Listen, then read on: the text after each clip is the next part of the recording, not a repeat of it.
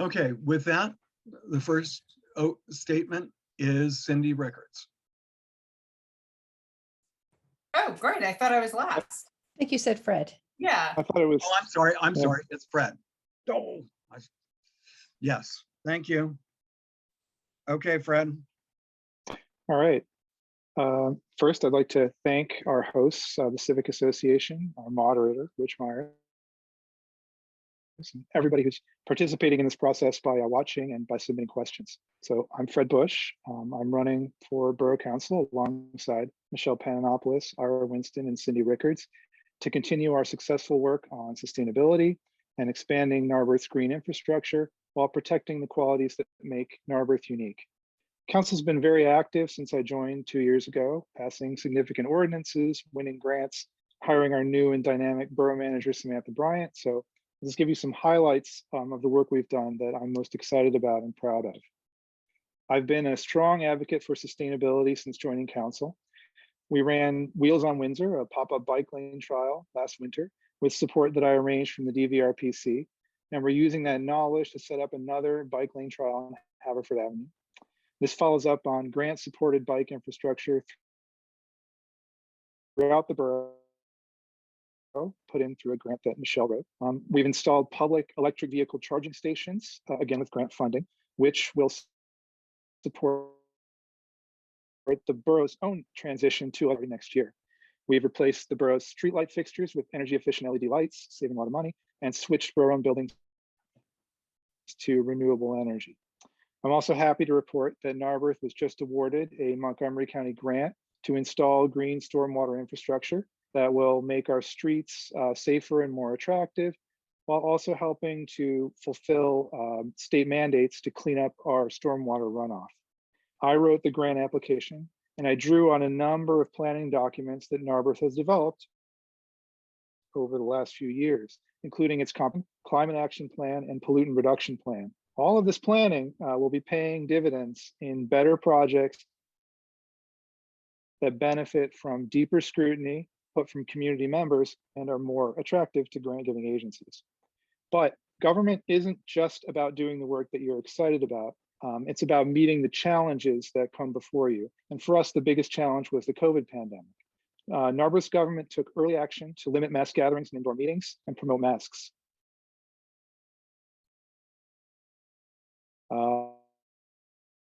Fiscally, we hit pause on several projects for spend in a time of financial crisis.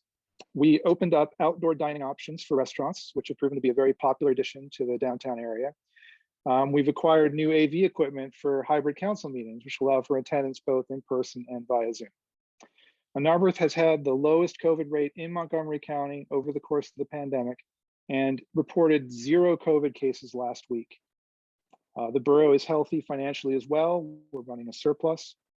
And we've had some successful recent downtown events like Oktoberfest and the Fall Music Festival that show that we can still enjoy Narberth traditions while staying safe. That's a result of the whole community and council working together to achieve a common goal. And that's the kind of governance that I hope to continue as part of Borough Council. Thank you. Thank you, Fred. Okay, Lori, you're next. Good evening. Thank you. Good evening. I also want to thank everyone who's participating. It's great to see so many actively here, even if we don't see video, seeing your names on the screen. So thank you again for taking time out of your evening to attend this function. I think we can all agree that Narberth is a very special place. Anyone who is elected to Borough Council has an important responsibility to preserve that. Tonight, I'm going to discuss 3 key areas where I believe council can do better, and I hope they will, regardless of whether I am elected. Before I get into specifics, I do want to take a moment to acknowledge the very polarized political environment we seem to be living in, even in Narberth. I know that some of you have publicly stated that my Republican Party affiliation and/or my past campaign contributions are indicative of my values. To that, I would say my pro bono representation of homeless persons and juvenile lifers, my service as a trustee of Project Home, and my support of other organizations like the Homeless Advocacy Project, Campaign of Fair Sentencing of Youth, the Pennsylvania Innocence Project, and the Philadelphia Animal Welfare Society among others, all of which dwarf any political contributions I have made, is how I would judge my values. This election is about Narberth and what each of us cares about on a local level, and that is what I'm here to discuss tonight. First, we need people on council who will represent and thoughtfully advocate for different viewpoints. Diversity of opinion, even in political parties, leads to better overall governance. When I first read the Historic District Ordinance, I saw that any resident needing to install or even alter an accessibility feature such as a ramp or lift would have to go through a process that could take up to 60 days. The fact that this was not identified as an issue by any council members and removed prior to publication is certainly a concern. But even more important is that to date, council has done nothing to amend or delete this requirement. Council needs to provide more time for the public to review and comment on any significant ordinance before it is published. By the time of publication, council has already decided to approve the ordinance and comments are too little too late. Second, when council approves a development of additional apartments, it should carefully consider the impact on infrastructure such as parking, based on realistic assumptions and actual usage. Council has given final approval for the new 50-unit Elm Apartments at 114 Forest, the 16 units at 203 Haverford, formerly Ricklands, and 8 units at 100 Forest Avenue, formerly Cadence Fitness. That is a total of 74 units, or a 10% increase in the total number of apartments in Narberth, all in one block. Citydata.com shows that based on 2019 information, Narberth residents living in apartments own an average of 1.13 cars per rental unit. Applied to the new 74 units, 84 spaces would be needed, but only 66 have been added. This does not include parking for guests. Where are those 18 cars and guests of those 74 units going to park? Narberth businesses rely on more than just foot traffic to thrive, and we need to make sure that we are able to accommodate patron parking needs as well as those of our residents. I will carefully scrutinize all development projects and push for any increased demands on infrastructure to be addressed realistically and as part of the approval process. Third, open space. With all the new apartments and the borough's population density increasing, open space is now more important than ever. In the early days of COVID, access to open space became a major factor for both physical and mental health. According to the National Recreation and Park Association, Narberth should have approximately 40 acres of open space. Narberth only has 7. Borough Council has spent thousands of dollars on studies for the development of the 201 Sabine Avenue property, including Sabine Park. In addition, there are plans that have been circulated that show further development of Narberth Park. I will strongly oppose any development which would further reduce Narberth's open space. Thank you for your consideration. Thank you, Lori. Okay, Michelle.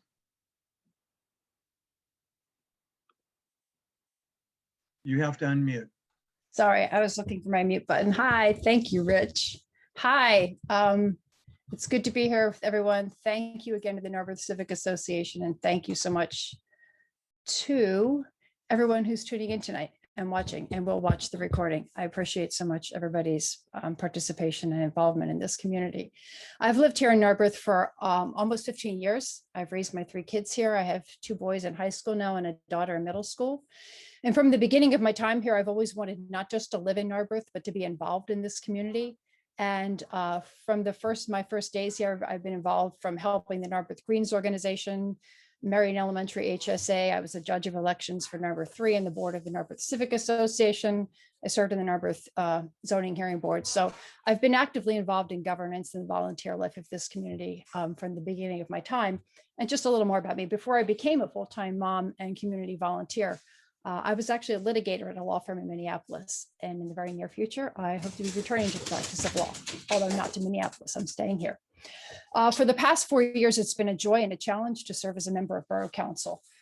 It's a challenge, not just because there's so much to learn and to keep on top of in order to do this job responsibly and in a way that advances our community's values through achievable and sustainable policies. But the biggest challenge is probably just the fact that it's not possible to prioritize everything. And sometimes I have to tell my neighbors I'm going to vote for a policy that they might disagree with. And there we have to make a lot of hard choices and work with limitations and constraints that can be frustrating. and the pace of progress in municipal planning and governance, sometimes it can feel glacial. But it's been a joy to serve because I've seen what we can accomplish when we work effectively together as a council and hand in hand with this wonderful community that we have. And I'm deeply proud of these accomplishments. For example, I just want to highlight how much we have greatly improved community input into decision-making. From a citizen-based parking study task force that was convened for the purpose of having citizens make recommendations to overhaul our outdated and administratively burdensome parking system and create better flow and usage of our existing parking. Our Heritage Action Plan committee of community volunteers that dove into the issues of historic preservation and gave us recommendations. Not to mention our Narberth 2040 Comprehensive Plan Steering Committee of citizens who had direct and very consequential input into the creation of our comprehensive plan, which really serves as our Bible for planning and priority setting and will continue to do so for years to come. I wanted to talk about some of our infrastructure work, but I feel like Fred has already covered that in great detail. So I'm going to skip over that in the interest of time and we'll talk more later. I also think personnel is such a critical area. Council is responsible for ensuring that residents receive a high quality of professional service from our staff. And I'm extremely proud of how we as a council have recruited, hired and retained exceptional talent from our chief of police to our borough manager through to our public works staff. I'm also proud of our policies on responsible growth and development. And I think we'll have more deep discussion of this throughout the evening, but for now I want to say this council, including myself, has consistently and very openly weighed the costs, benefits, risks, pros, and cons of zoning proposals and arrived at balanced policies that permit reasonable development while holding the line on those things that would bring too much change too quickly. And the last thing I wanted to give a shout out was to historic preservation, because this is a project I threw myself into because I wanted to forge a compromise between very strong preservationists on the one hand and many residents who had expressed a variety of strong reservations about preservation. And I'm proud to say I think we succeeded in doing this. And just as an aside, I know we're not responding, but I will mention that in fact, when we passed historic preservation, we did notice that that there was a problem with the accessibility features. And I brought a resolution before we passed it to deem all applications for accessibility features to deem them to have met the requirements of historic preservation. So because we deemed them met, that sort of holds the line until the first time that we do undertake to revise historic preservation ordinance, which, you know, of course, it's a costly and time-consuming process, will make a permanent change. But the resolution that I brought to the table to do that actually made sure that we would not have folks coming in to put in a handicap ramp and having to face historic preservation issues. So we did take care of that. So anyway, those are some of the highlights of our accomplishments. I'm probably out of time. I really look forward to having more discussion and to getting the chance to answer questions and hopefully to give you a clear sense, not only of where we've been, but where I think we need to go here from here on in Narberth. So thank you.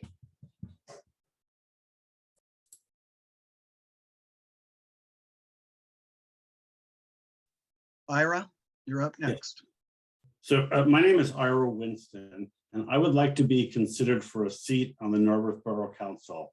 I'm a 35-year resident of the borough and a lifelong registered Democrat.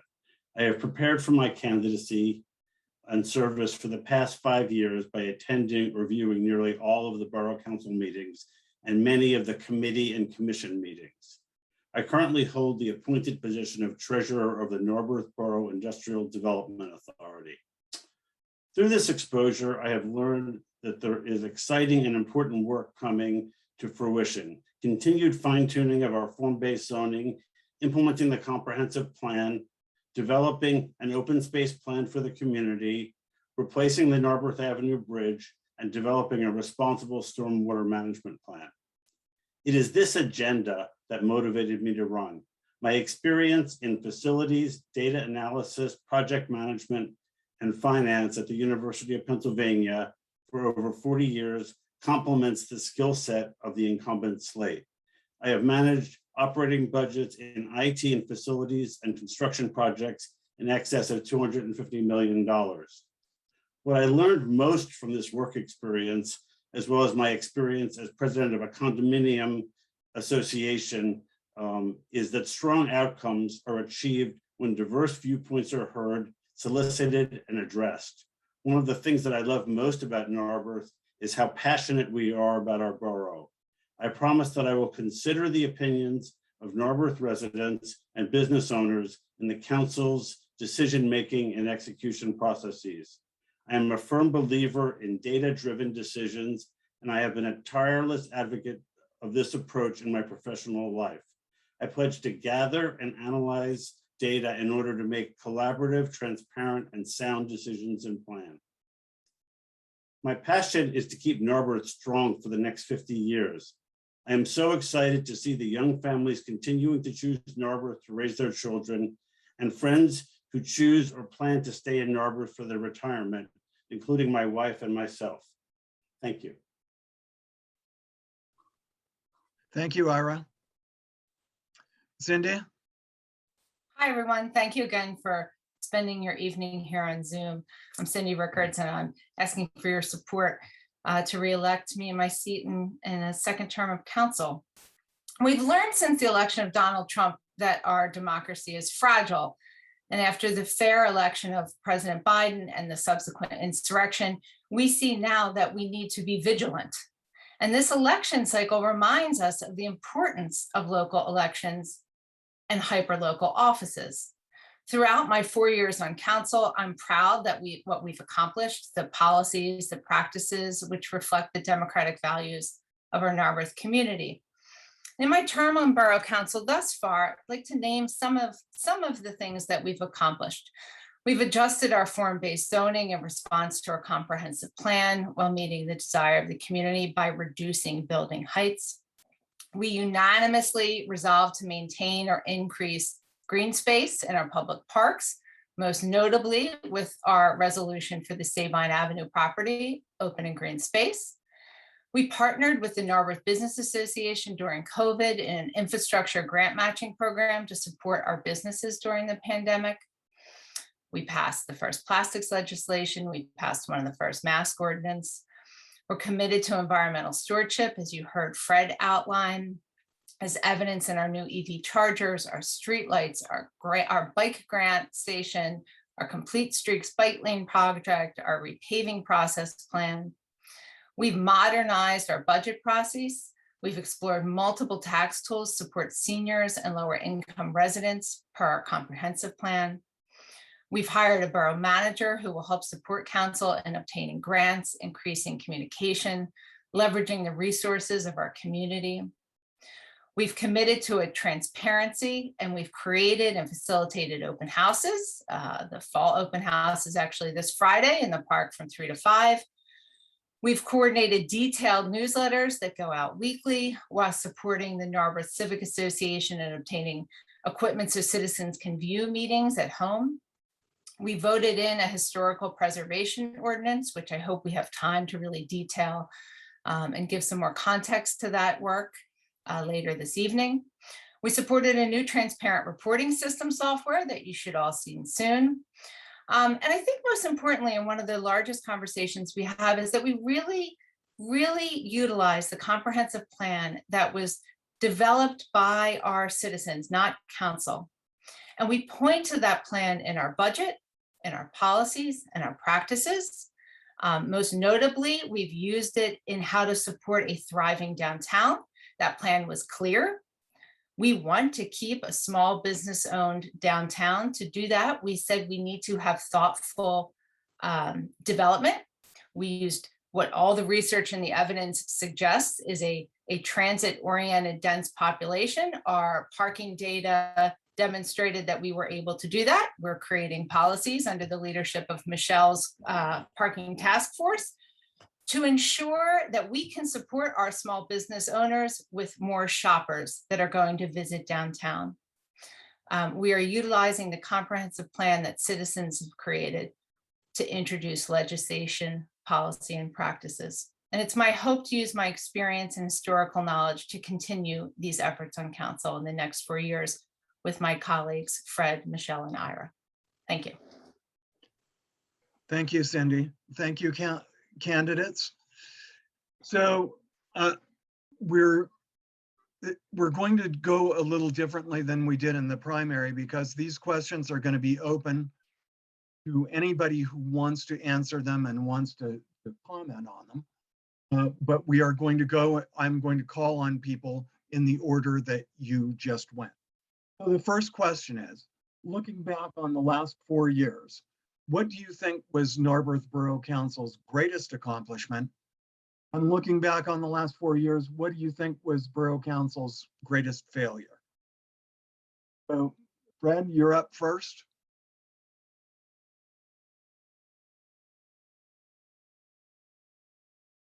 You have to unmute. Yeah, it's going to take me more than 30 seconds to think of an answer here, I'm afraid. You have 13 minutes total to answer all questions, so.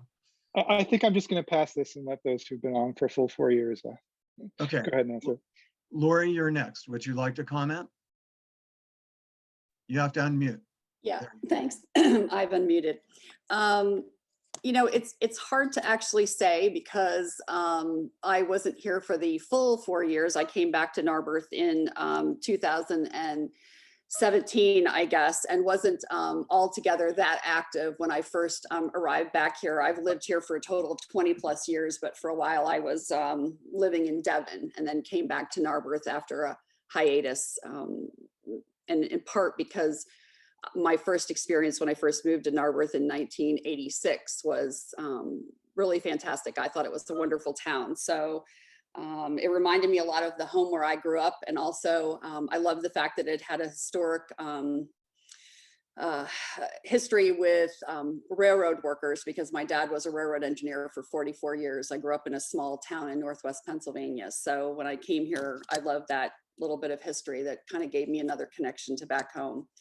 I think the council has done a great deal when it comes to looking at ways to engage people with respect to green resources, the LED lights, things like that, making sure that we're being as energy efficient as possible and also looking to, you know, sort of the future with respect to having electric vehicle charging stations, et cetera, things like that, you know, have been, I think, very thoughtful and will certainly continue to serve the community for a long time to come.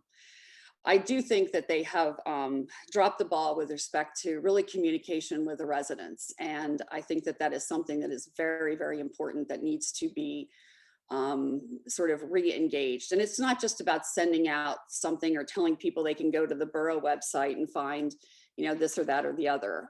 It's things like when the historic district legislation came out, it was 30 pages long, and I think people had 6 days to comment on it or to review it before the comment session was set out. That really isn't nearly long enough, especially when you're talking about July when many people were on vacation.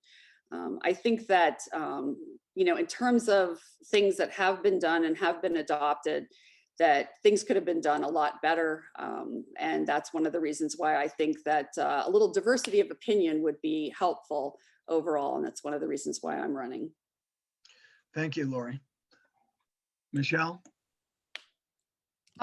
Okay, thanks. So these greatest questions are always hard because things are so much more nuanced than that. But if I had to pick a greatest accomplishment, I don't know if it's, I honestly think it's the progress we've made in our personnel, in our hiring decisions. I think at the end of the day, council votes, right? Council creates policies. Council can partner and do work with our professional staff, particularly if they're open to it. But we are volunteers. We are part-time volunteers. It's time-consuming part-time volunteer work, but it's part-time volunteer work. Whereas our professional staff, you know, are in the office 5 days a week, at least 8 hours a day, and sometimes much more. And that's not to mention all our public works who are out in the field, our police.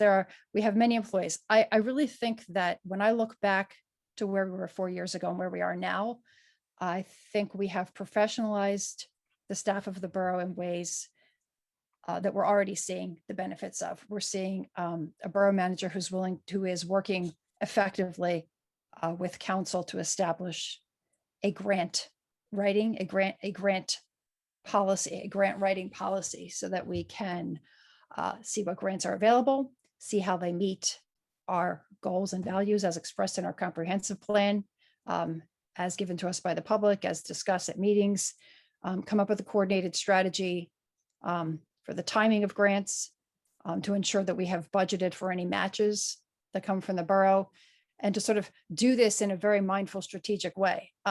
That is absolutely critical. You know, our resources are limited because frankly, if you look at many other municipalities, basically our revenue source pretty much is property taxes. That's pretty much, you know, because of the nature of the kind of municipality you are.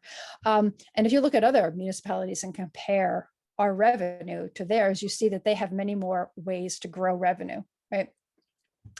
We are pretty much built up. Our revenue is fairly flat. We see increases in property taxes as property values go up. Some of the development that we are seeing in our downtown is going to increase our revenues, but we need to work within those parameters. So if we want to do big things, if we want to make up for some of the deficits and I think previous failures to really maintain our infrastructure as well as we should have, you know, we really need to have a mindful grant policy. And by bringing in a borough manager who's so strong in that area, I think we're going to reap the benefits of this in more ways than I can describe in a few short minutes. So I actually do think, even though we have a lot of accomplishments, that is the one that might not seem like an accomplishment, but the ripple effects of having the right people in place and our professional staff will be felt everywhere in the borough by every resident, the benefits. I think our greatest failure is the fact that we have not moved along satisfactorily in making decisions about what we will do with our property that we own at 201 Sabine Avenue.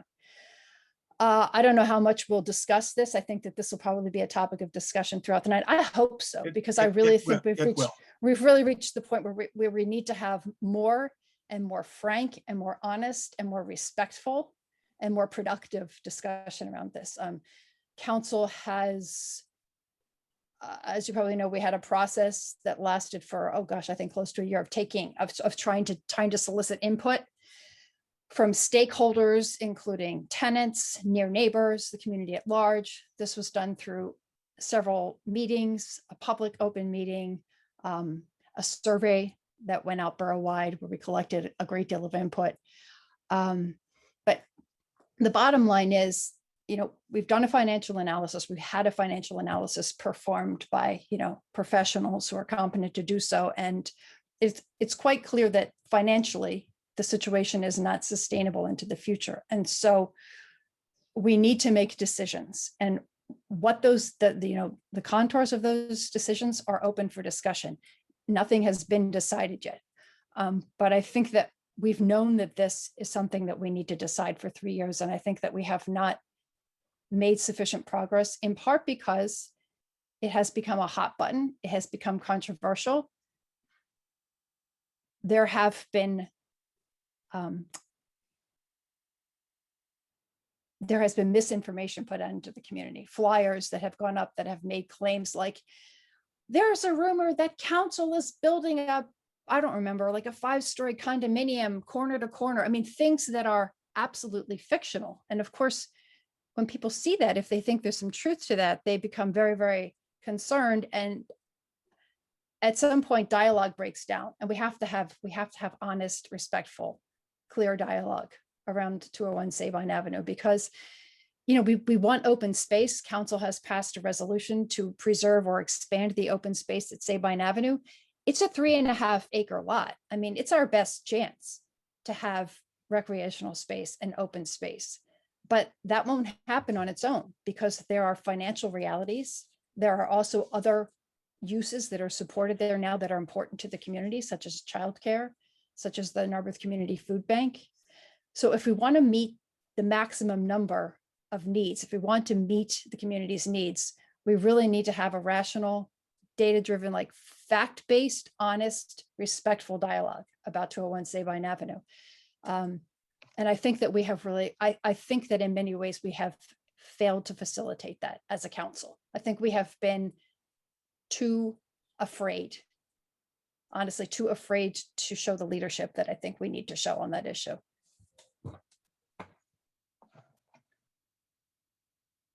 Okay, Ira, would you like to comment?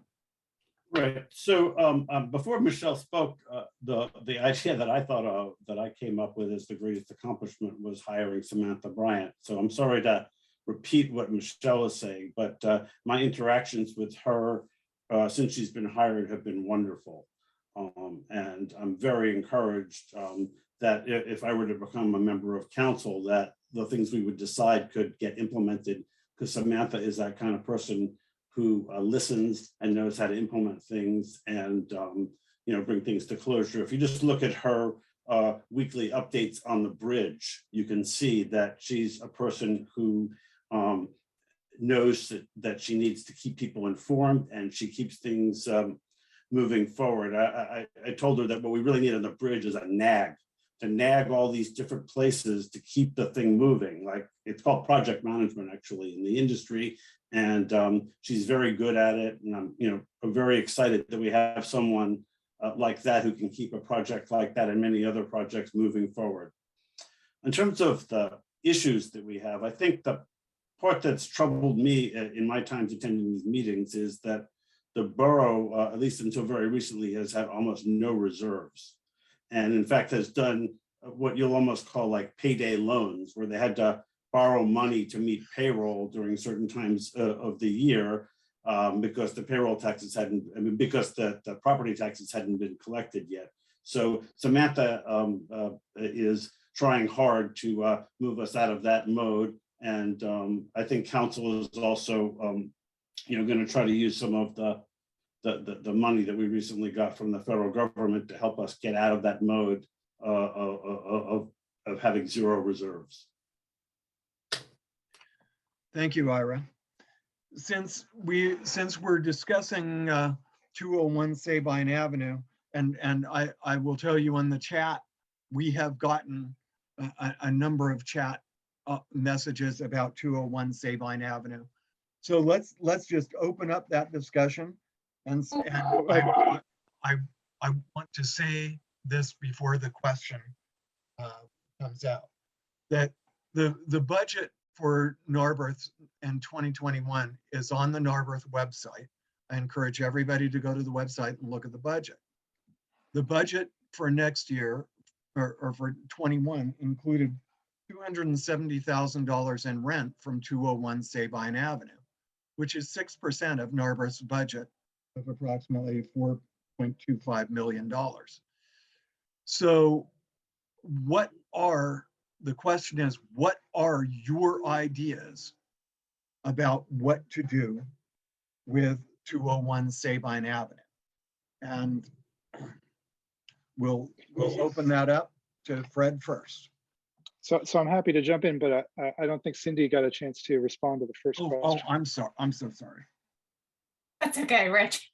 You know what? I'll be brief because I know this is an important question, and I think I'll provide a good segue. I immediately wrote down when you said what was our biggest win, Samantha Bryant, because council in a lot of ways is only as good as their professional staff, as both Michelle and Ira alluded to. And this is a really nuanced then win for us. It's the grant policy, it's the communication, it's the customer service, it's the budget, it's the process and policies linked back to community-driven plans.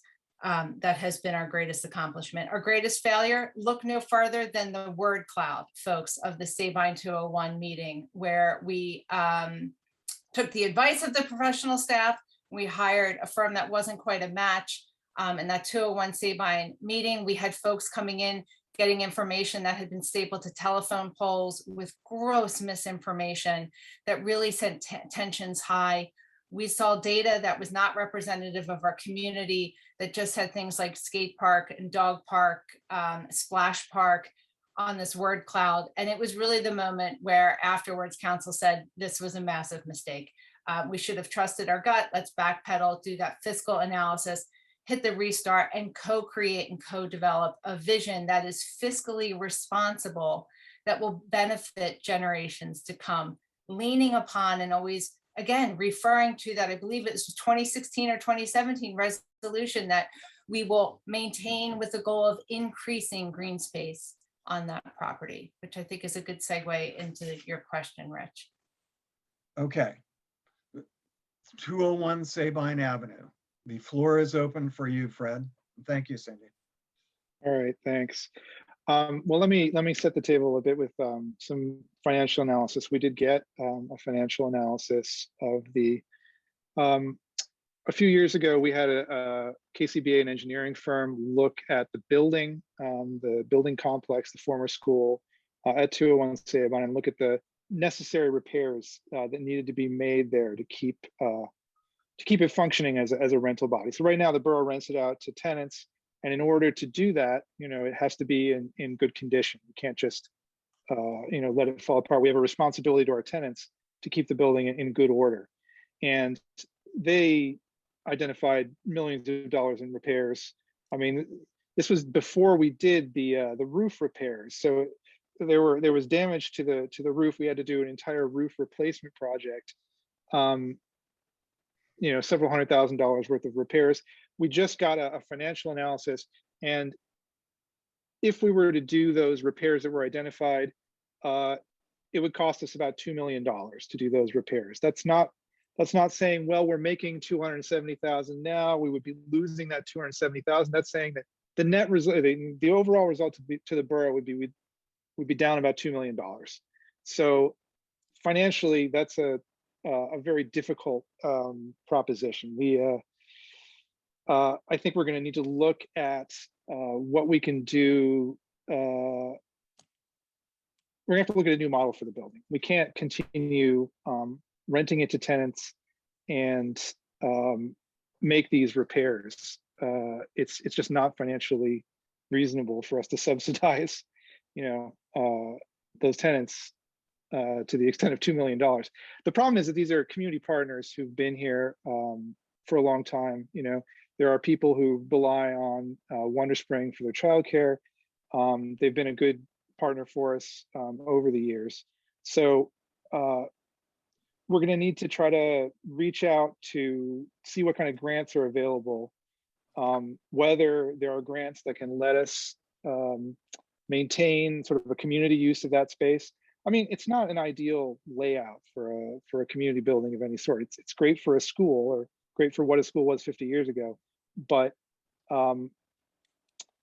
it is not really suitable for long-term commercial rental. That's not a business that we should be in. Borough Council, we're not property managers. We've hired a property manager, but really this is not a role that council is suited for.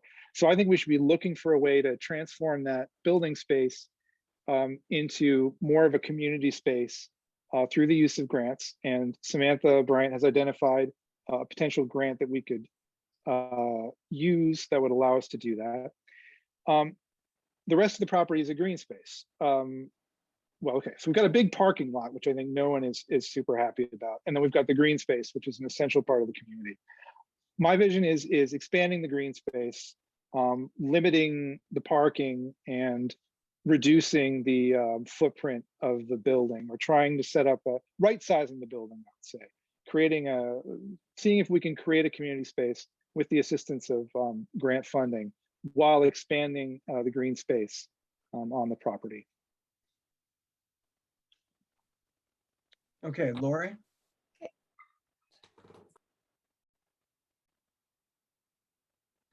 Laura, you're muted.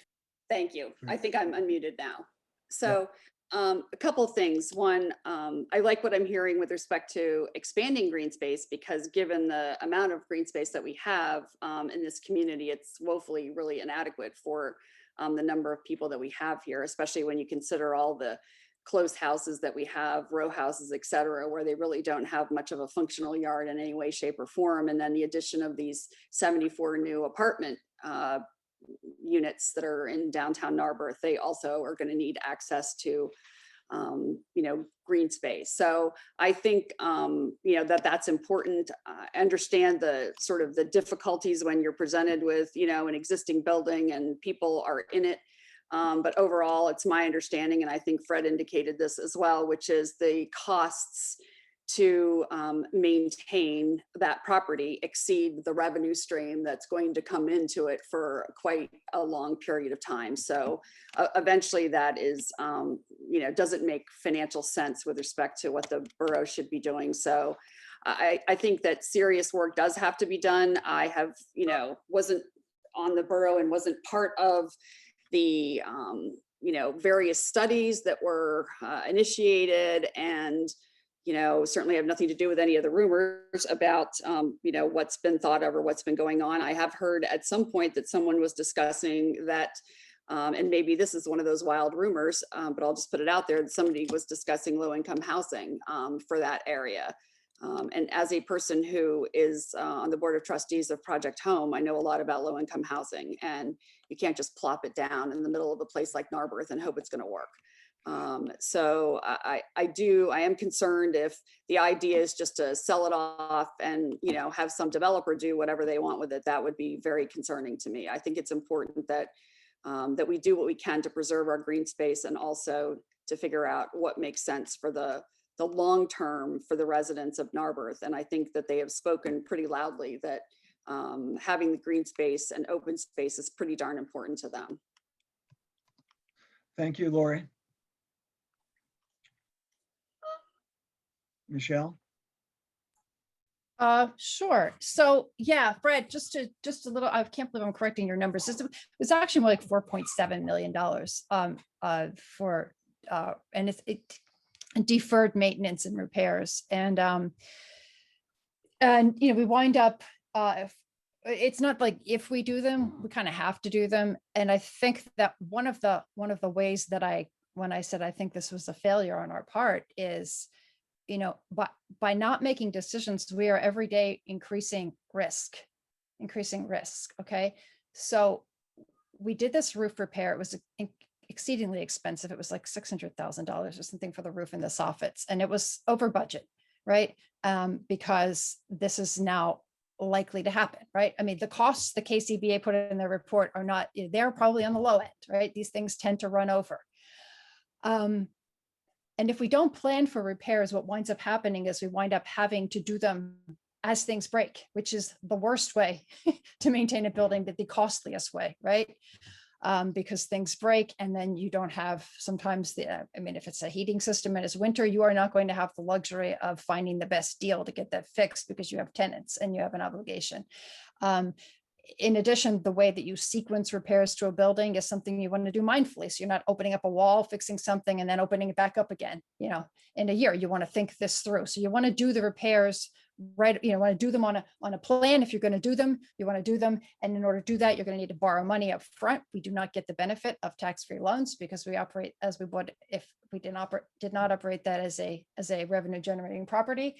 And so, what the budget shows is that within, the next 5 years, if we stay the course, we're in the red, and we're going to saddle the borough with that for the next 20, 30 years, literally every year being in the red on this property. And that is what I say is unsustainable. And so nobody has talked about selling the property off that I know of. A council has never talked about it. I don't support it. I don't support selling that property off. I think it'd be a huge mistake.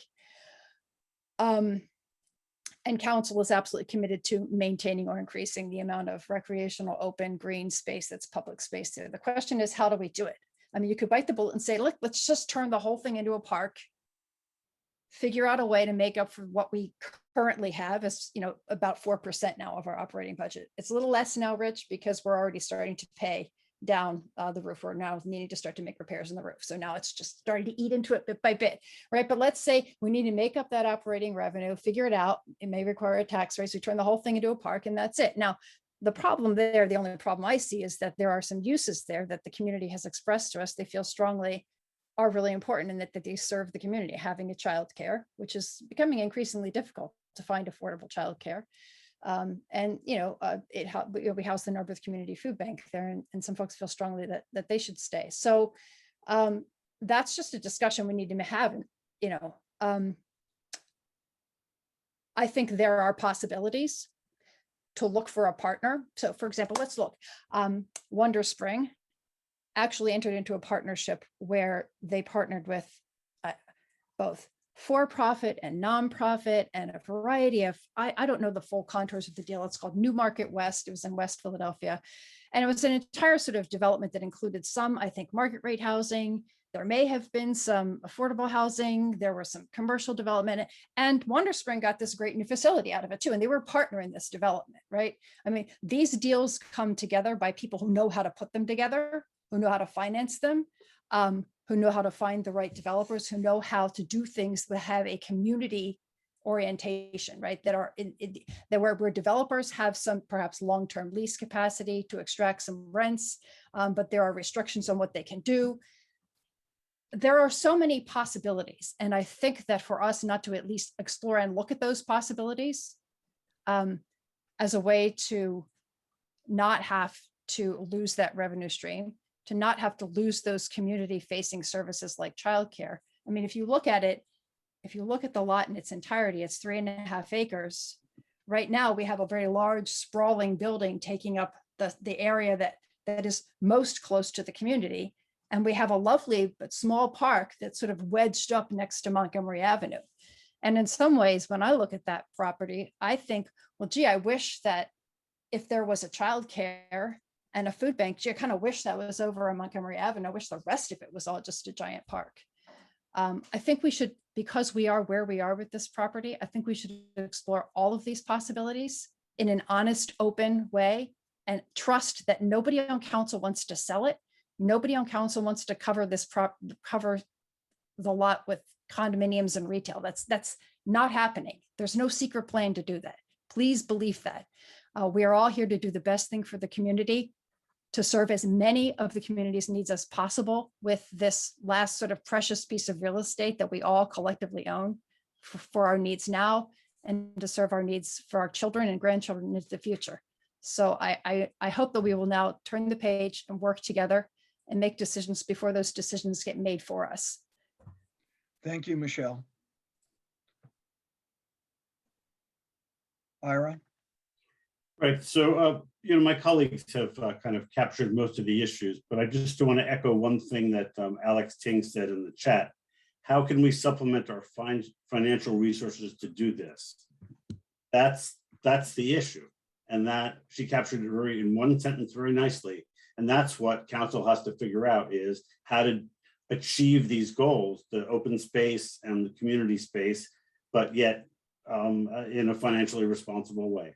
And that's what we have to figure out how to do. And that's what we've not figured out how to do to date.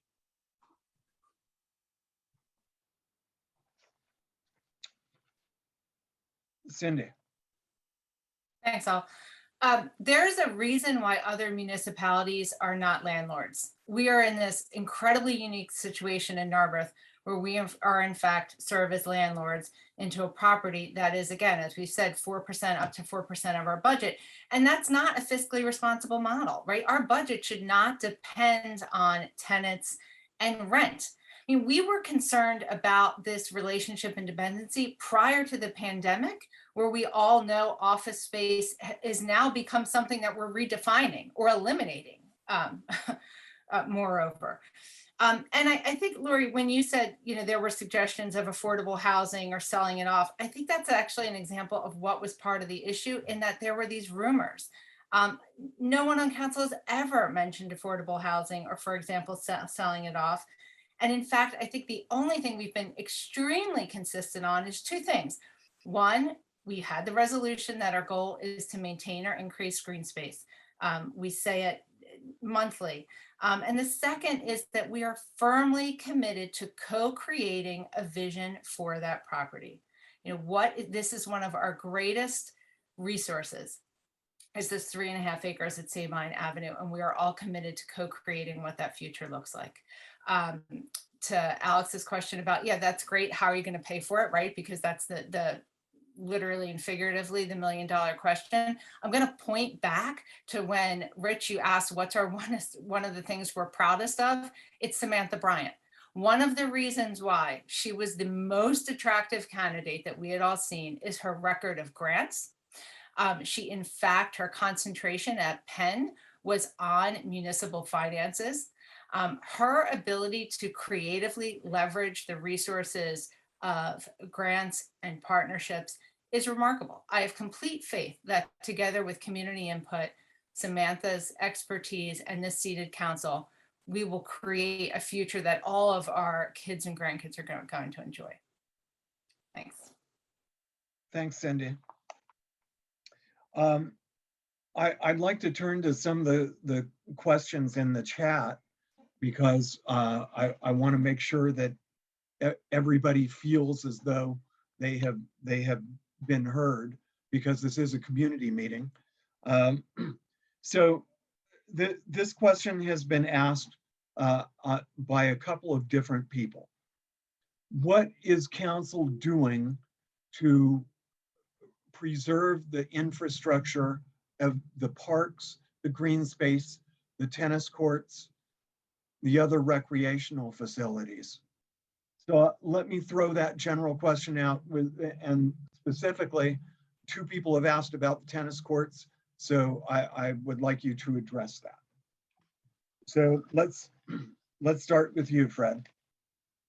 Sure. So redoing the tennis courts is going to be a very expensive proposition. I believe we were quoted something like 120,000. I forget the exact number to redo the tennis courts. We are going to be trying a skate park trial on the tennis courts right now. There's been a lot of interest in the community on about a skate park. We need a fenced area to try it out. And we've been offered a free donation of skating equipment by a park owner. So we've decided to take them up on it. We're going to be putting that into the tennis court area. And we're going to try that out for a few months and see what the community response is, see if it's as popular as we think it is. While that's going on, we are going to be thinking about the long-term goals for the park, about whether the tennis courts make sense to stay tennis courts, whether we should put in a permanent skate park there, or what the results should be. So we're going to be bringing in, Samantha has laid out plans to sort of finalize our park plans in the spring with the idea of submitting a grant to try to put in some new improvements in the spring. We're going to see if that timeline works. But I think right now the answer is we're experimenting with something new there. We're going to see how that goes, and then we're going to make our decision based on what happens over the next few months. Okay, Lori? You're muted. Sorry, not being on council, I don't really have much of a statement to offer with respect to the tennis courts, although I do know that that they were basically set aside for purposes of the skate park test period of time. So anyone who desires to play tennis will have to at least wait until that trial period is over, and then see if people decide to remove the skating equipment and then refinish those tennis courts, like I know had been discussed at one point in time.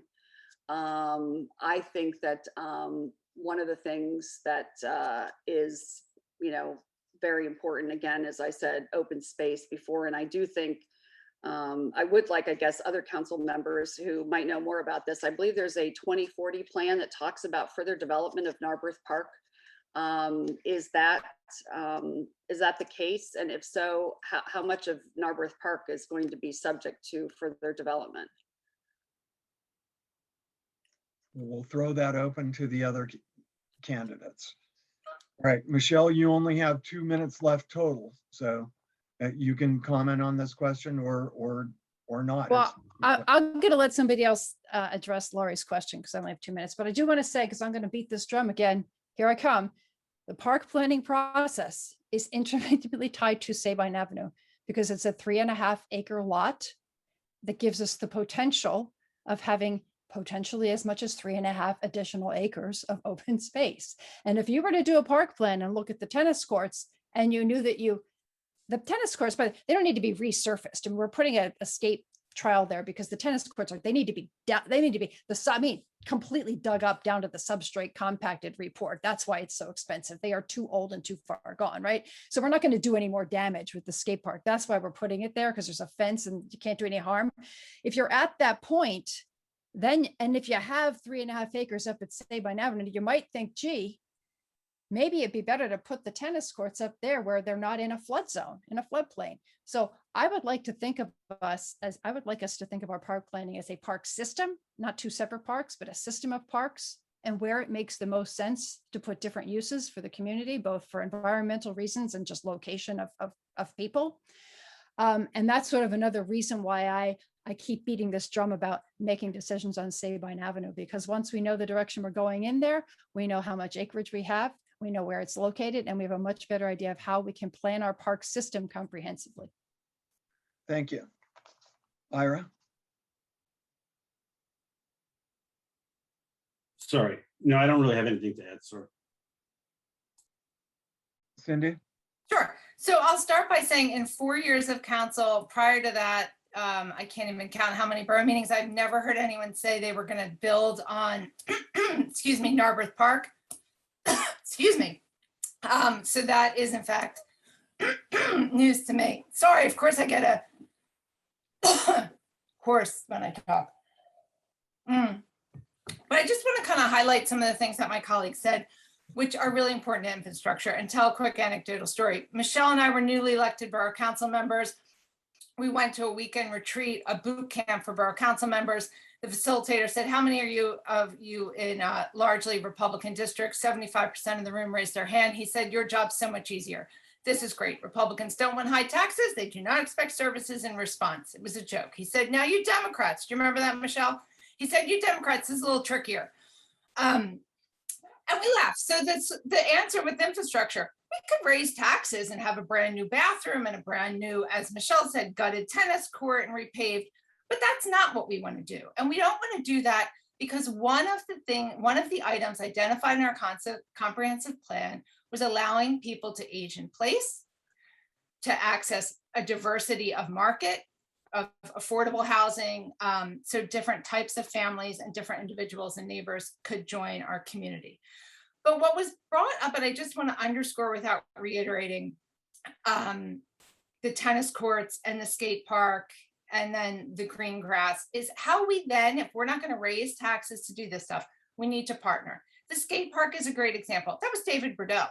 David Bordeaux leveraged his resources. He came and advocated. He's an active member of the community, said, hey, I'd like to pitch this. We said, you know what, we'll invest in the structural engineer to make sure that it's safe. We have a pilot skate park. And I might add, in a time where our businesses could really use the support. So not only are we getting this great resource for our teenagers in this new pilot infrastructure, but hopefully we're going to get visitors who are going to stop and get a hoagie from Paul, who are going to get some coffee from the Get Cafe. And we're also creating, with this new infrastructure, an economic development tool. When I first got on council, the rec board made a recommendation for pickleballs. I had to search it. I've never even heard of pickleball. I didn't know what the idea was. I did know, I believe there's 31 tennis courts within a mile radius of Narberth. No, Michelle? 32 within 10-minute drive. If you want to know pickleball, talk to Melissa O'Connell. She will give you the religion on that. It sounds great. So I agreed. So I have to tell you, so 4 years ago, I had no idea what pickleball was. And in fact, now I really take that recommendation from our rec board more seriously, because again, we are committed to aging in place. You know, the data really demonstrates this is a support that can keep older residents active and happy. At Oktoberfest, someone caught my ear and said, I don't like the fields. They're not level, something about the bases. I said, I have to tell you, this is not something that would ever be on my radar. And 2 neighbors said, I'd like to work on this. I'd like to help and volunteer and leverage my resources to invest in a part of Narberth that means a lot to me. Now, that's how we are co-creating and supporting infrastructures, by really being conscious of our tax dollars and how we use those fiscal resources. I mean, one of our best assets is the community buy-in and partnership we have of our neighbors. So I'll stop because I don't want to use any more of my time. Thank you all. Okay. we have had a couple of questions about the Planning Commission, the Narberth Planning Commission, considering row house infill and auxiliary dwelling units, possibly to be owned and operated by non-residents, even though the Planning Commission believes that it's counter to good environmental stewardship. What is your position on these auxiliary dwelling units? So Fred, you get to comment first. Sure. So I can comment on the plan that I've seen, which it doesn't have anything about row house infill that I'm aware of. They're going to be presenting this at council next month. I mean, so there are a number of accessory dwelling units right now in the borough that are not currently legal according to our code.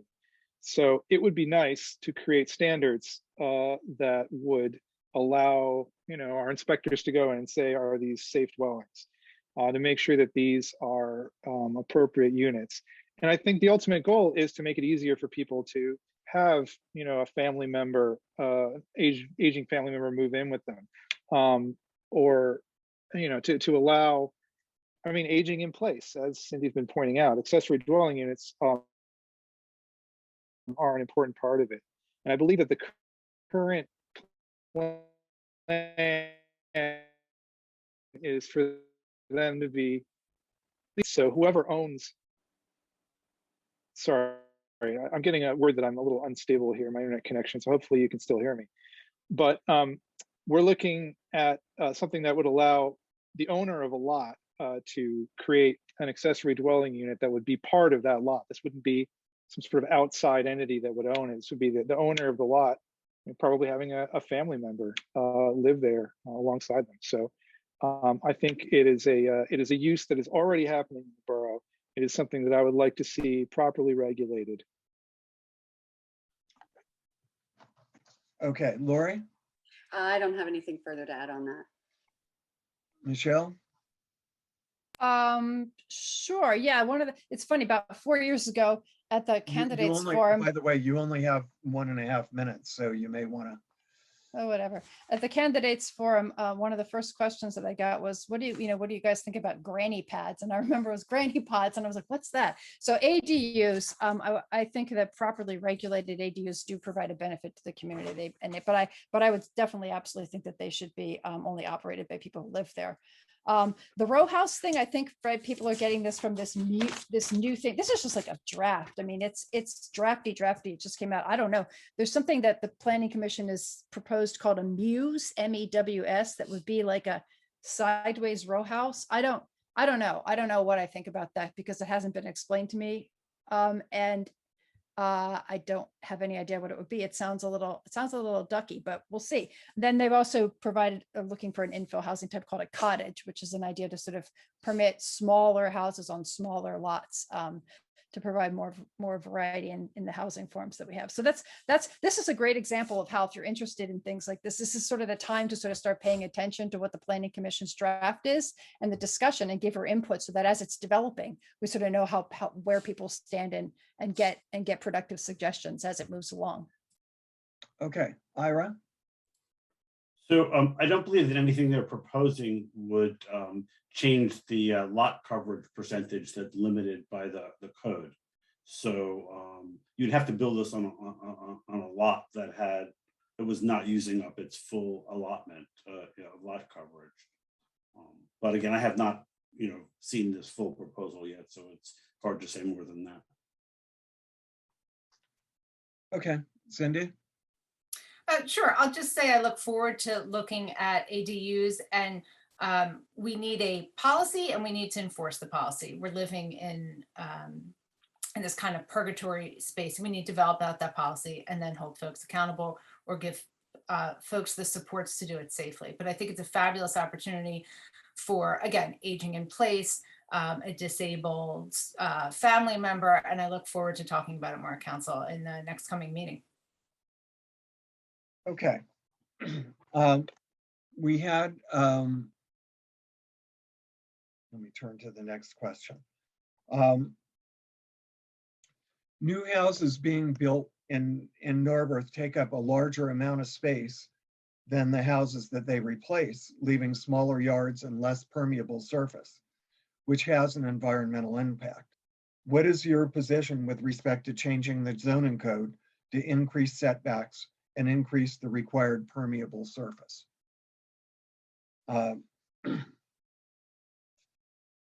So we'll turn to Fred.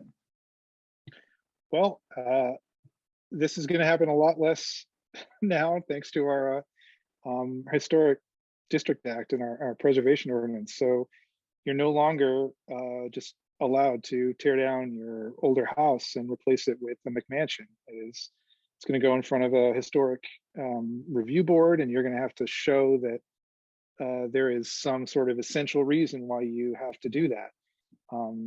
So I don't expect this to be a significant issue going forward. Now, we did look at, so we heard some concerns about the stormwater impact of new construction, and we are going to be incorporating new stormwater provisions into the saldo that will trigger at a lower level. Basically, there's a lower threshold at which point you have to deal with all the stormwater runoff from your property. So smaller projects will require stormwater mitigation, which should result in less stormwater runoff for the borough. So for these two reasons, I think this is going to be a much smaller problem going forward.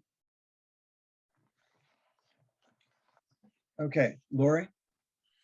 I agree with Fred that it will be a much smaller problem going forward, at least with respect to houses that are old enough to qualify under the Historic District Act. I don't know that it will do much with respect to houses that were built, I think, after the key date, but it certainly is something. And it also, because they can't go up multiple levels now, given that, it should help with those issues. I do think that, you know, impermeable surfaces is an area that should be closely looked at. I certainly know that there are a lot of areas in the country that have much more strict requirements than certainly we do. And I don't know when the last time it was looked at, and also with a fully developed area such as ours, whether it's, you know, possible to really sort of unring that bell or not. But it's certainly something to look at, especially with, you know, the increase in storms that we've all seen and significant water issues with runoff. Thank you. Michelle, I'm sorry, but you're out of time. So I'm going to skip and ask Ira for a comment. Right. So the way that many municipalities measure rainwater is in how many inches of rainwater you have to absorb in the case of a storm. I believe Philadelphia is up to 1.5 inches. And the reason they do it that way is that there are other ways to capture that rainwater, either in rain gardens or in cisterns, that allow the cover to be less, but you're still achieving the same effect of not letting that stormwater go right into the ground, but having it sit for a while and then slowly seep into the ground over time. So I believe that's been, you know, some things like that have been proposed on residential projects in Narberth, and it's definitely used in commercial work in Philadelphia heavily. Also, some properties in Philadelphia have rain gardens on the roof to absorb some of that water. And is that something that you would support in Narberth? Well, I think that we have a huge stormwater problem, so we have to do something to improve the situation, and it happens both by improving our overall infrastructure as well as at each property. So yes, I do support it. Cindy? Sure. So when I was interviewing for the endorsement of the Democratic Committee, one of the questions was, if you could change one thing in zoning, what would it be? To which I responded, I would support a historical preservation ordinance. And if that didn't pass, I would support increasing the permeable space regulations.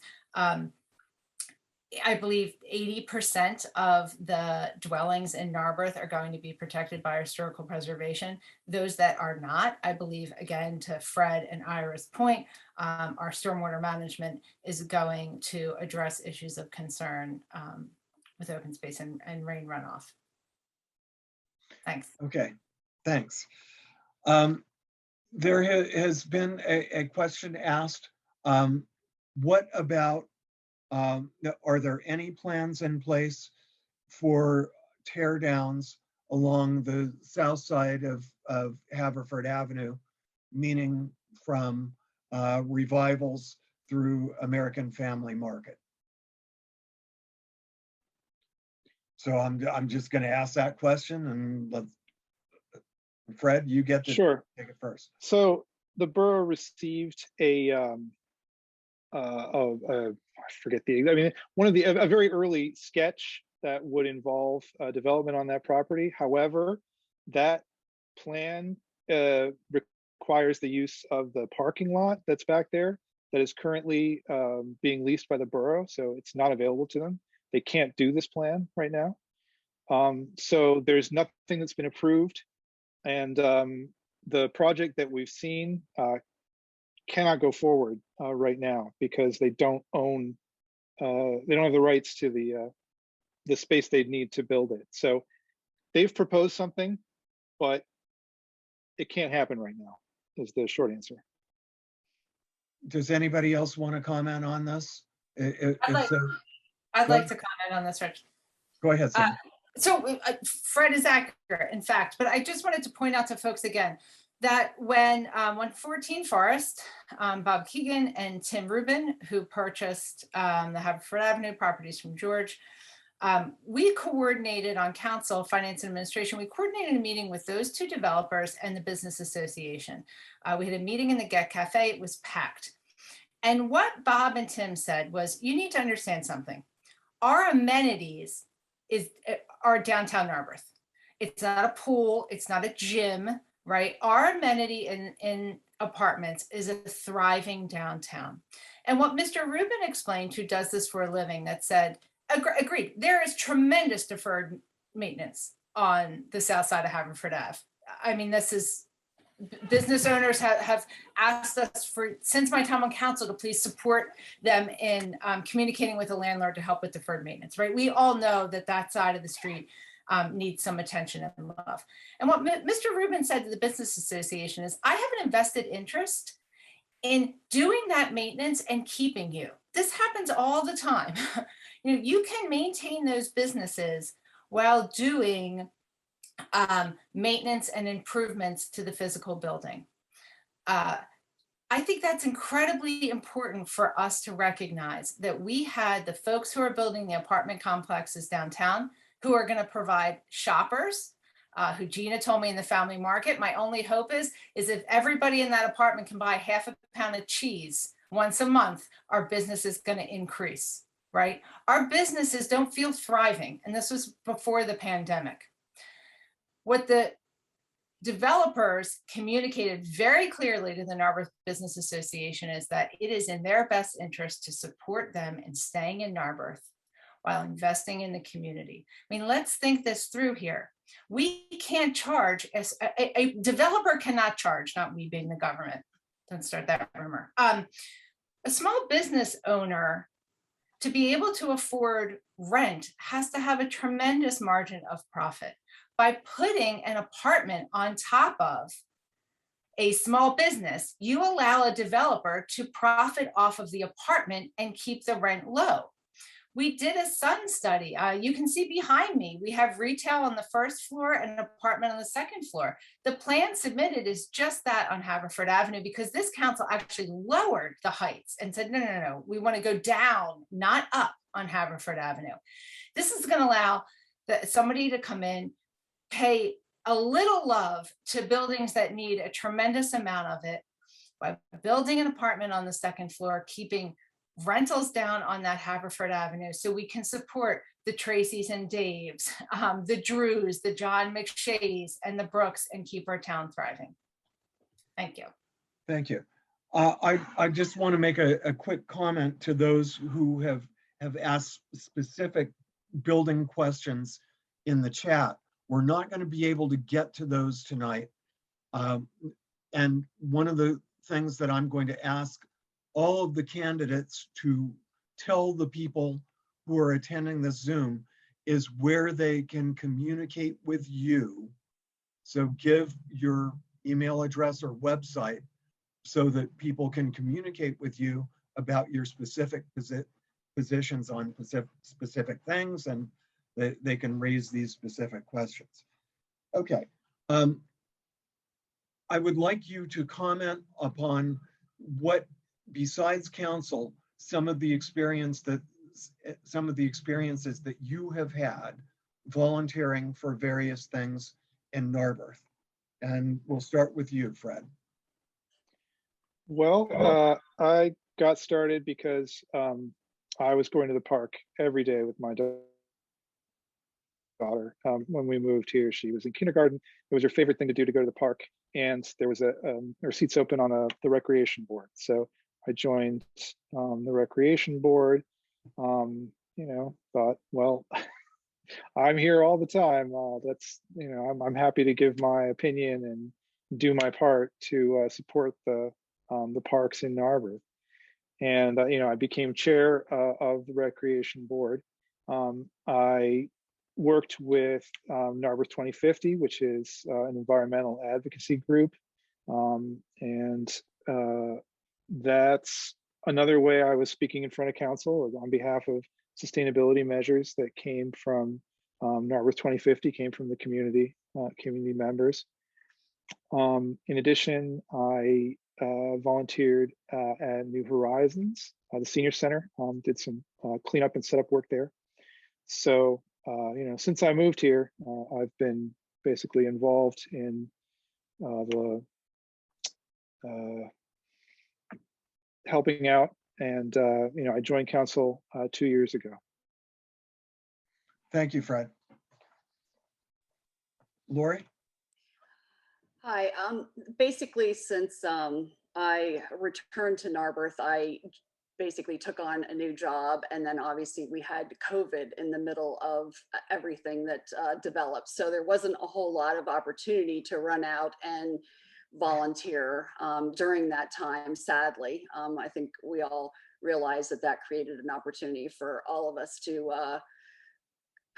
reassess our priorities and how much we love seeing the inside of our houses. But I have over the years been involved in a great number of things. One, while I was a partner in a large law firm, I was in charge of our entire pro bono work, and that was firm-wide across the entire United States, as well as Europe and Asia as well. So I've taken on a lot of responsibility. I've been a member of Narberth Presbyterian Church since I first moved here back in 1986. And even when I moved away, I've still continued to be actively involved in Narberth Presbyterian Church. I was a deacon at one point. I also have been and had significant involvement with respect to Project Home. And although it's not right here in the city of Narberth, it does a great deal to help the overall greater Philadelphia area, and have been involved in many projects, including my pro bono work, which I do on my own time now that I've taken another job in-house counsel to work with respect to one juvenile lifer case in particular that I'm working on, his claim for innocence with the Philadelphia, Pennsylvania Project Innocence. So those are just some of the activities I've been involved with. Thank you, Lori. Michelle, you've got 1 minute. You mean Cindy? No, I mean you. You're third. You said, oh, I thought you said my time was up. You got 1 minute to tell about your volunteer. Okay, okay, well, but I actually sort of done that in my introduction. Do you want me to repeat it? Since I don't want to take time to repeat something, Okay. but I will happily go through it again if you'd like. Then no, if people can find it elsewhere, that's fine. Okay. Okay. Ira? So I've been attending council and a lot of council committee meetings for 5 years, as I said earlier. But I'm also attend almost all of the Narberth Civic Association meetings. I find, ironically, during the pandemic, for me, it's a lot easier to get to all these different meetings because they're all on Zoom. I can do it right from home. And even if I'm a little bit tired, I can go to the meeting.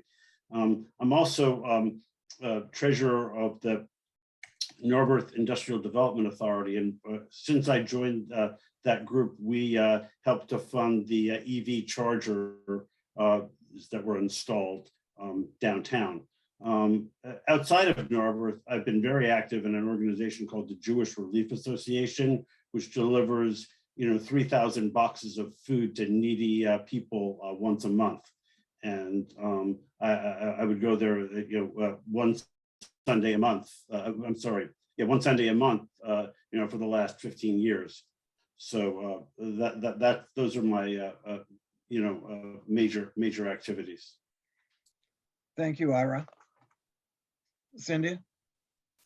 Sure, I'll just spend my time focusing on my volunteer efforts here in Narberth that started 16 years ago, largely when Gene Sharkey pulled over and said, "You are going to be Caroline Cratchit, call this man Ed Ridgway." And really the rest is history. Here am I volunteering in the borough, in the Narberth Business Association space. In the last 16 years, I have started a beloved tradition back of the scavenger hunt that is for adults and profits and supports our local downtown businesses. I'm the MC of the dog parade. I was Caroline Cratchit until Tiny Tim hit puberty. Most recently, I was the vaccine booster at Oktoberfest. I have worked to support all of the beloved traditions that we have downtown. I'm a Narberth Civic Association member, and I'm thrilled to enjoy events and meetings hosted by them. I was happy to be involved and support the Narberth Cycling Club. You have seen me on the corner with a yellow vest, flagging down festive bikers over the years, and that great development by Kimberly and Jean. I was a member of the Narberth Civil Service Commission and stepped down only when I was elected as counsel because it was a conflict in my day job. I am a professor of criminology and justice studies, so you will see a lot of my attention that is paid to issues of public health and safety.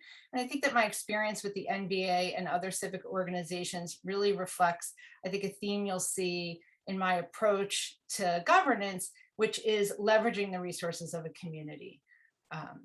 And that's just my Narberth history, but you can all learn more about our slate on our webpage, which I put in the chat box. Thank you. Okay, we're almost at the completion of the questioning, but there was a question about a specific intersection, but I would like you all to talk about, with increasing apartments, what are we going to do about traffic in Narberth, vehicular traffic? There was a question about the traffic at Wynwood and Woodbine, not Woodbine, Woodside, and North Wynwood Road as it comes into Wynwood Road. And I did myself notice that there was a severe backup today. What are we going to do about traffic? And we'll start with Fred. Well, I mean, we've made it very clear to Samantha Bryant that our overarching priority is to get the bridge fixed. So, when that happens, it's a long-term process, but that is going to, massively improve the traffic situation. In the meantime, I think one thing we're focused on strongly is traffic calming and pedestrian and bike safety, making sure that the traffic that we see is moving at an appropriate speed. And as I said, we're looking into some green stormwater improvements that are also going to hopefully have a traffic calming effect when they're put in place. We've been putting in new crosswalks and making sure that things are visible for the traffic that goes through, and making it easier for people to use bikes to get around by walking instead of a car, by biking instead of a car, and take some more cars off of the borough streets. So all of these are kind of incremental changes. We don't have a simple fix to that intersection right now. I mean, we tried to put in a different setup, but we were overruled by PennDOT. We weren't allowed to put in our preferred traffic mitigation measure at that intersection. So we're doing the best with what we have, and we're trying to encourage people to use alternate means of transportation and make it safer for them to do so. Lori?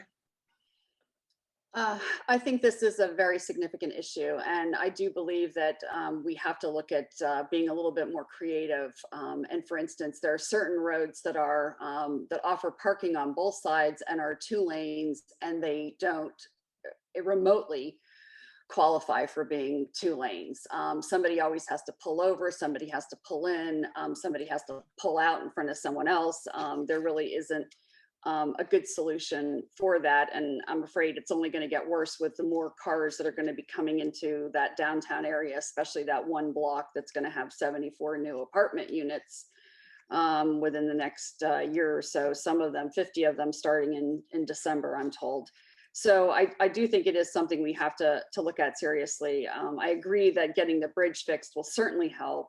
It will also alleviate some of the issues with parking, at least in the evening on the weekends, because people can use, whether they should or not is another story, but people can use the SEPTA parking lot as another place to park. But I do think that that we have to seriously look at some of the roads that we have and look at, possibly more one-way traffic. Either that or change the parking restrictions, which is going to make things even worse. I lived on the 200 block of Price when I first came back here, which is, if any of you have ever lived there and you don't have off-street parking like I didn't, that's one of the reasons why I moved after 3 years, because I couldn't even park in my block. I had a sticker from the borough that said, you can park in that block, but I would come home at night and I couldn't even find a place in the block for getting in front of my house. So I think we have some serious issues, and we have to spend some time looking at how we're going to solve them before they end up costing us some real opportunities with respect to our downtown, and also with respect to people who want to come and live here. Okay, Michelle, I have to skip you. So Ira. So one of the things I'm concerned about is a couple of years out, but when the parking lot behind the stores on the south side of Haverford Avenue goes back to its original owner, the developer, we have to be very careful about what happens with that parking, because I think a lot of parking for the stores uses that lot. And if that lot were to go away, we'll have an issue. What is the timing on that again? I don't know the end of the lease. Maybe one of my colleagues does. Okay. Cindy? Sure, a bunch of different comments. First, just a note that Wynwood Road actually is a PennDOT road, not just the Narberth node.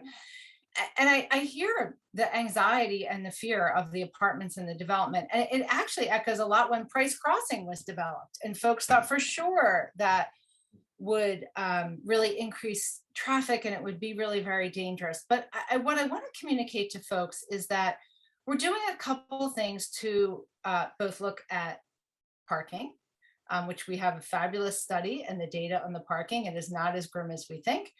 We also have a committee that is chaired by Michelle with diverse residents and businesses and partners to address that parking, to create policies. So when people move into an apartment, they know they're not getting a sticker to park on the street, right? We're setting this up, we're teeing this up to invite shoppers and neighbors that understand what the parking restrictions are in our borough.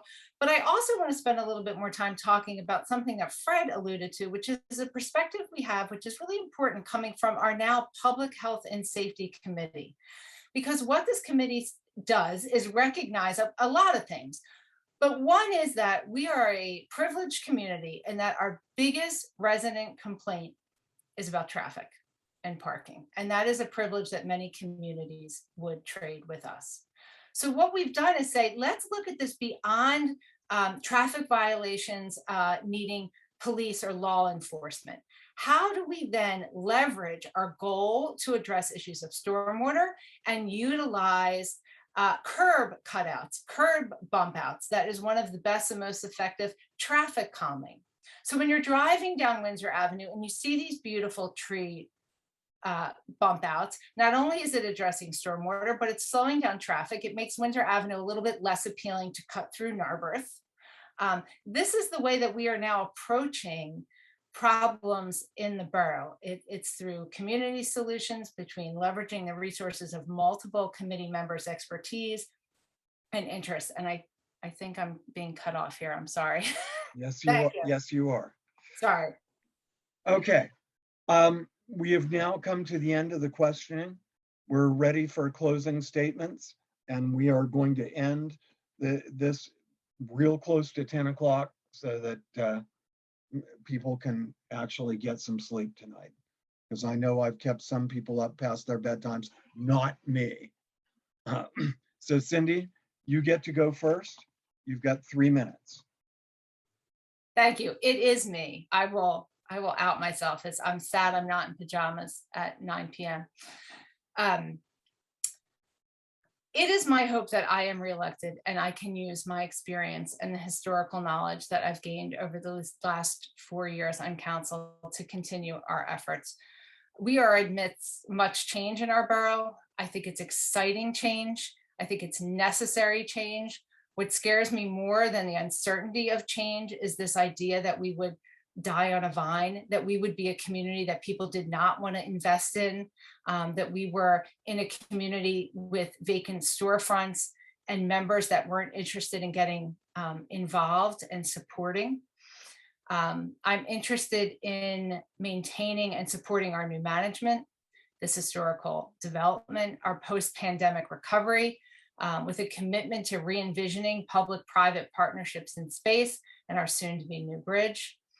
I believe that my experience as an active citizen volunteer and then council member will continue this progress and shepherd Narberth forward into a healthy future.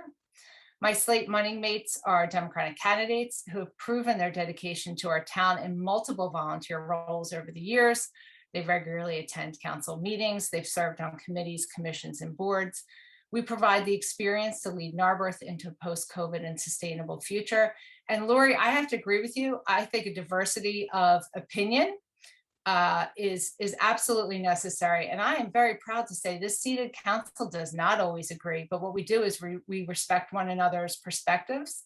And I learn every time I hear a dissenting opinion from one of my council colleagues. I look forward to continuing that over the next 4 years with your support. Thank you. Thank you, Cindy. Okay, we're going in reverse order. So Ira, you're next. So one of the things that I've learned from watching council over the last 5 years is being a Narberth Borough council person is a really hard job. There are times when it's not fun at all to do the job. There's a lot of dissent, both internally and from the community. And it's a job that requires someone who is willing to work hard and put their effort into it, learn the details, and spend the time to do the work. And I know how to work hard. I've done it my whole career, and I would do it here as well. Entering the stage of my career where my regular work is winding down, and I will have the time to devote to Narberth. And I think, as I said previous time, Fred appreciated it. I'm all in on this job. So, I have the support of my family, my wonderful wife, who has always supported my efforts here, will continue to support them. She's out there putting lawn signs up there just like I am. So I'm ready to do this job. I'm looking forward to that boot camp next year, and I want to help. I want to serve this community. Thanks a lot. Thank you. Michelle, you have your 3 minutes restored to you. Thank you, Rich. And I probably won't use it because I'm not big on closing statements. I just want to thank everyone again for being here and for spending this time with us this evening. Thank you, Rich, Narberth Civic Association. to my co-candidates and to Laurie, and just thanks for being here. I enjoyed this time. There's still a lot of issues. I mean, I see there's so many questions in the chat that I'm frustrated. I wish we could answer them all. And I would just encourage everyone who's here tonight and has these questions to reach out to us and to attend council meetings when possible and stay engaged and stay involved. And let's keep having this dialogue. Let's keep talking about these things. There's some hard questions that we didn't get to that I would actually love to be able to discuss, but I'm running out of time. So look, council really sits to set policies that enable this community to grow and thrive today and into the future. At the end of the day, the people in this community really are our strongest renewable resource. This past year, we saw the 4th of July committee, after so many years of dedicated service to this community, decide to hang up their spurs. And I just want to thank them again for all of their service. They've brought so much joy to this community, and they've totally earned the right to say, we've done it all these years. But what is so amazing is that almost immediately, as people in this community learned about the change, they stepped forward. And I mean, a lot of new community members, young community members who've been sort of blessed by the joy of these events and sharing them with their children, step forward to say, what can I do? How can I help? Let's keep this going. And in no time, there are like dozens and dozens of volunteers to keep these traditions alive, which tells me that whatever we may see, a bigger building than we like, or more traffic than we're used to from before, and we have to wrestle with how to manage these changes, people continue to be drawn to Narberth for the right reasons. And as long as that is true, we are going to succeed. This has never been as easy, in my opinion, to have your voice heard now. And there are so many opportunities to become involved. So please do. Check out, there are boards and commissions opening for the coming year. They're published on the borough's websites. Look them over. Consider whether you'd like to have a hand in joining and shaping the future of the borough. I think that working together, we're going to keep making this place better and better. So thank you. Thank you, Michelle. Lori? First, I want to thank everyone who participated this evening, as well as those who took the time to talk with me when you saw me walking around Narberth with my palm cards. Sometimes quite late in the evening, as I would get home and realize that the sun was setting a little bit too early, but I wanted to continue my quest to make sure that I did in fact walk around all of Narberth. So I really appreciated the opportunity to talk with you and listen to you and hear your ideas about how we can all continue to live in one of the best communities in all of Pennsylvania.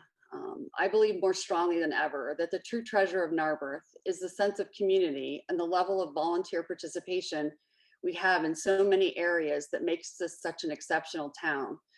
I think we can all agree that after, it was quite sad to hear that the 4th of July committee, after 80 years of service, decided to dissolve. And it wasn't just because of a decrease in volunteers, but it was a decrease of support from borough leadership. And I can assure you that, I would be a person who would absolutely encourage and support these types of efforts if elected. I have obviously not been on council for a number of years like those who are on the slate for the most part of the Democratic slate, that is. I'm running, basically by myself. I'm looking forward to an opportunity where I can basically bring some of the things that I've learned over the years in the many positions that I've had to take a fresh look at Narberth and to give a new perspective to people who feel like they have not been brought into the decision-making process and have been seeing just a lot of decisions that have been happening that they really are not, totally on board with. Maybe they would have been more on board if this borough council had taken the time to communicate, better with them. I don't know, but I can assure you that is one of the things that I will do if I am given an opportunity to serve. I do feel that there does need to be more diversity on this council, and it shouldn't just be all about people continuing to do and serve who have served forever. But I think we need some fresh blood, and I'm willing to put the time and the energy and the effort into doing that.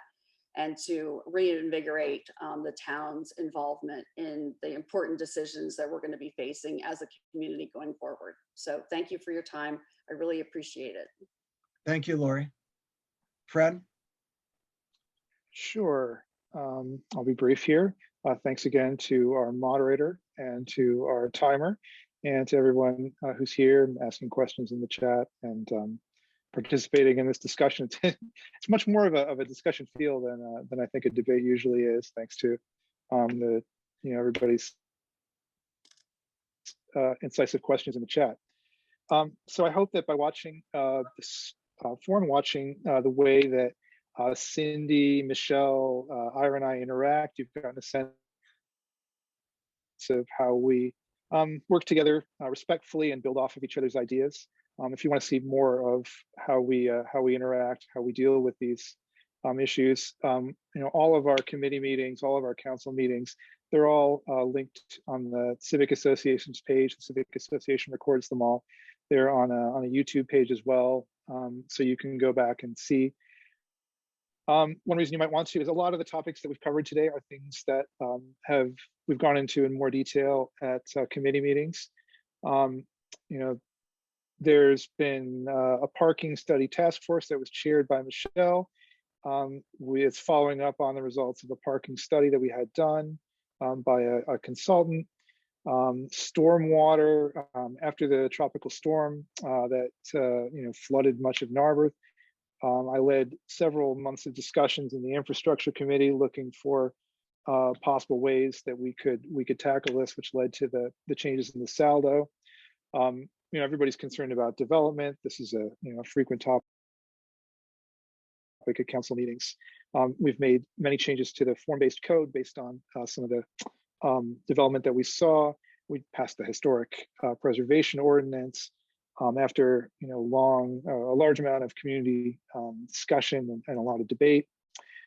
So just to let you know that we do find these to be important topics. They are discussed in council, and those discussions are totally available for you if you want to watch us going into more depth and use that to make your determination at the ballot booth. So thanks once again for giving up your evening to listen to us. I hope for your support along with Cindy, Ira, and Michelle. Feel free to follow up with us afterwards over email or at our open house, council's open house, which will be this Friday afternoon at Narberth Park, 3 to 5. All right, thank you. Thank you, everyone. Remember that Election Day is November 2nd. Your vote is important. Please go out and vote. To those of you who have raised questions and concerns in the chat box, the candidates have given you their email addresses. I encourage you to reach out to them to find out their positions and to continue this discussion that we've had tonight. I join with all 5 of the candidates in just saying what a wonderful community we live in. We are so fortunate to live here. And I say this, I think that regardless of who's elected, I feel that we're going to be in good hands for the next 4 years. Thanks to all of you. Good night. Thank you, Rich.